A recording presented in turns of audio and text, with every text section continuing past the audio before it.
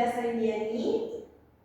Rahmat, Azmi, Muhammad Musfita Sari. Baik, kami di sini akan menemani teman-teman beberapa saat ke depan dan kami akan membahas topik yang terdengar asing di telinga kita semua dan mungkin itu dapat mengganggu.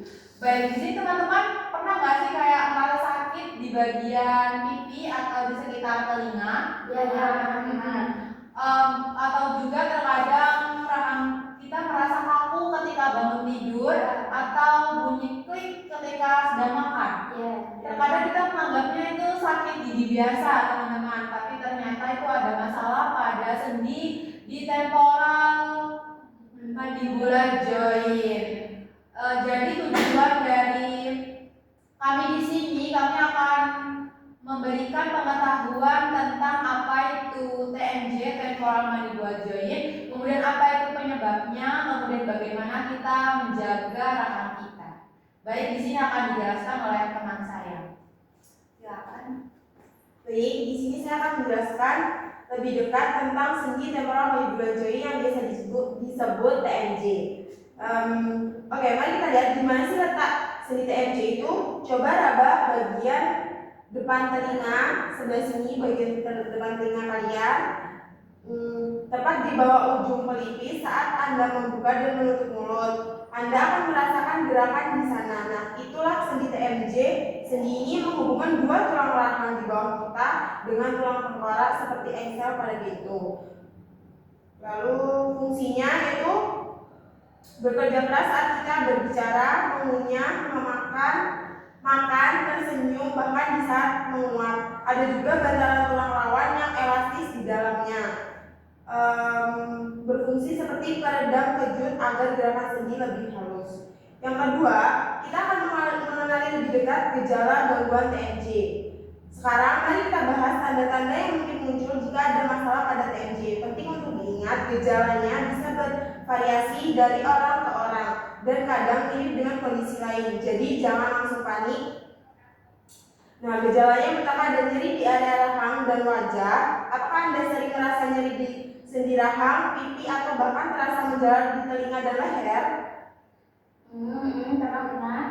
Nah, yang kedua itu ada bunyi pada sendi rahang. Saat membuka atau menutup mulut, apakah Anda mendengar bunyi klik, atau gesekan? Ini seperti bunyi kerap pada engsel pintu yang butuh pelumas. Kadang tidak nyeri tapi bisa disertai dengan nyeri. Yang ketiga, keterbatasan gerak rahang, sulit membuka mulut lebar saat menguap atau makan, atau bahkan rahang terasa terkunci baik saat membuka maupun menutup. Ini salah satu gejala yang paling mengganggu. Yang keempat, ada sakit kepala dan migrain. Nyeri kepala, tegang yang berulang, atau bahkan migrain, terutama yang terasa di pelipis atau belakang mata, seringkali berhubungan dengan ketegangan pada otot rahang. Yang kelima, nyeri telinga tanpa infeksi. Mungkin Anda merasa nyeri di telinga, tapi setelah diperiksa oleh dokter THT, telinga Anda baik-baik saja. Nah, nyeri ini bisa jadi kiriman dari TMJ yang bermasalah. Yang keenam, perubahan pola gigitan. Gigi terasa tidak pas saat menggigit atau seperti ada perubahan posisi gigi. Ini juga bisa menjadi tanda. Yang terakhir, ada pusing atau vertigo. Meski jarang, beberapa orang dengan gangguan TMJ parah bisa merasakan pusing atau sensasi berputar. Tujuannya memberikan gambaran komprehensif tentang gejala agar peserta mengidentifikasi potensi masalah pada diri sendiri atau orang lain. Baik, selanjutnya akan dijelaskan oleh teman-teman saya. Yang ketiga, mengapa gangguan TMJ bisa terjadi? Lalu apa sih penyebabnya? Sebenarnya gangguan TMJ itu kompleks ya. Seringkali bukan karena satu penyebab saja, tapi kombinasi dari beberapa faktor. Yang pertama yaitu kebiasaan menggerakkan gigi atau bruxism atau menggesekkan gigi. Ini penyebabnya paling umum yaitu biasanya saat tertidur. Ini biasanya terjadi karena tidak sadar, karena stres juga. Kemudian yang kedua, stres dan kecemasan. Ini bisa jadi pemicu utama saat stres. Banyak dari kita tanpa sadar mencengkramkan rahang atau menggetarkan gigi. Yang ketiga, cedera pada rahang, kepala, atau leher. Bisa terjadi karena benturan saat kecelakaan, jatuh, atau bahkan dipukul.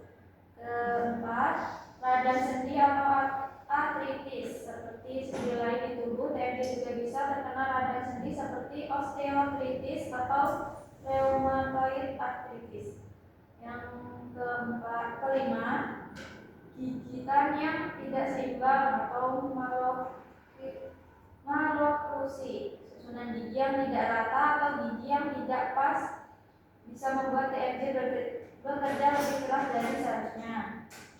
Selanjutnya, postur tubuh yang buruk yaitu saat duduk depan komputer terlalu lama, menopang dagu, dan membawa tas hanya sebelah dan sebelah. Terus mengunyah berlebihan atau makanan keras. Ini mengunyah seperti mengunyah permen karet, menggigit es batu, atau makan makanan yang halal. Selanjutnya, Nah, jika Anda merasakan gejala-gejala yang disebutkan tadi, tetap semakin parah atau sangat mengganggu aktivitas Anda, nah jangan tunda lagi, penting untuk mencari bantuan profesional. Siapa yang bisa membantu? Anda bisa berkonsultasi dengan dokter gigi atau ortodonsia atau prostodonsia. Nah, terutama dokter gigi yang memiliki spesialis di bidang kedokteran. Nah, kadang juga perlu melibatkan dokter spesialis bedah mulut dan dokter saraf, tergantung penyebabnya. Diagnosis yang tepat itu kunci, jangan menduga-duga sendiri. Dokter akan melakukan pemeriksaan menyeluruh untuk mengetahui apa masalahnya. Meski memerlukan bantuan profesional, ada banyak hal yang bisa kita lakukan di rumah untuk membantu meredakan nyeri dan mencegah masalah TMJ semakin parah. Anggap saja ini sebagai pertolongan pertama untuk barang Anda. Selanjutnya, tips praktisnya akan dijelaskan oleh teman saya.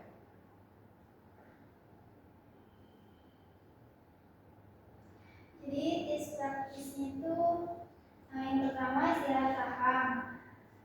Hindari makan yang keras, alat atau besar yang memaksa Anda buka mulut lebar. Pilih makan yang lebih lunak, hindari minumnya permen keras berlebihan biar anak Anda tidur.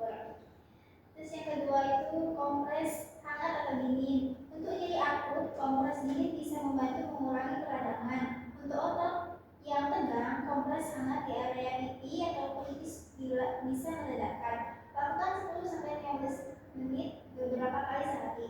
Yang ketiga, latihan peregangan rahang lembut. Ada latihan sederhana yang bisa membantu, misalnya letakkan lidah di langit-langit mulut dan buka mulut perlahan sejauh Anda bisa tanpa nyeri. Tahan 5-10 detik, ulangi beberapa kali. Jika memungkinkan, demonstrasi secara singkat.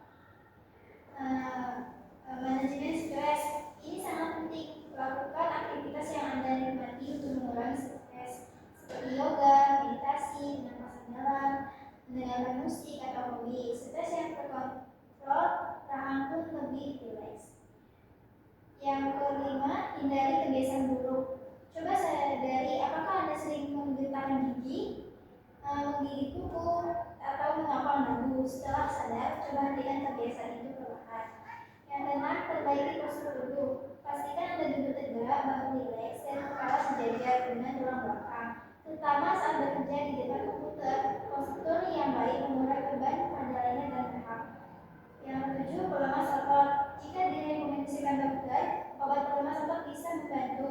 Namun, ini harus dengan resep dan pengawasan dokter. Yang ke-8, alat pelindung gigi malam atau night guard. Jika Anda punya kebiasaan menggetarkan gigi saat tidur, dokter gigi mungkin akan merekomendasikan alat pelindung gigi yang dipakai di malam hari. Alat ini membantu melindungi gigi dan mengurangi tekanan pada TMJ. Baik, teman-teman, sampai di sini ada yang ingin ditanyakan atau kurang paham tentang apa yang kami sampaikan? saya ingin bertanya, saya sering bunyi klik di bagian rahang tapi tidak sakit. Apakah harus ke dokter juga atau gimana? Baik, terima kasih. Teman-teman yang lain ada yang ingin ditanyakan? Tidak. Cukup satu pertanyaan saja. Iya. Oke. Pertanyaannya akan dijawab oleh saudari Anggun. Pertanyaan sama. Jika ada bunyi klik tapi tidak disertai nyeri, kesulitan membuka mulut atau gejala lain, kadang itu bisa merupakan variasi normal pada sendi. Namun tetap disarankan untuk memantaunya, perhatikan apakah bunyi